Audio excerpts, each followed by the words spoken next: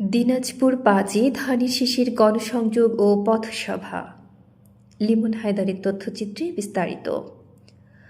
আগামী ত্রয়োদশ জাতীয় সংসদ নির্বাচনকে ঘিরে জাতীয়তাবাদী দল বিএনপির ধানের শীষের প্রার্থী ব্যারিস্টার AKM কামরুজ্জামান দলীয় নেতাকর্মীদের সাথে নিয়ে গণসংযোগ ও পথসভা অব্যাহত রেখেছেন।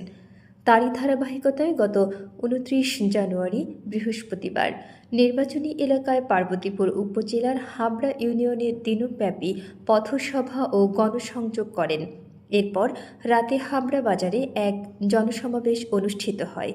উক্ত জনসমাবেশে উপজেলা যুবদলের ভারপ্রাপ্ত আহ্বায়ক মমিনুল ইসলাম ডাক্তারের সঞ্চালনায় প্রধান অতিথি হিসেবে গুরুত্বপূর্ণ বক্তব্য রাখেন যুক্তরাজ্য বিএনপির সহসভাপতি ও বিএনপির চেয়ারম্যান তারেক রহমানের ব্যক্তিগত আইনজীবী, এই আসনে ধানের শীষের প্রার্থী ব্যারিস্টার AKM কামরুজ্জামান।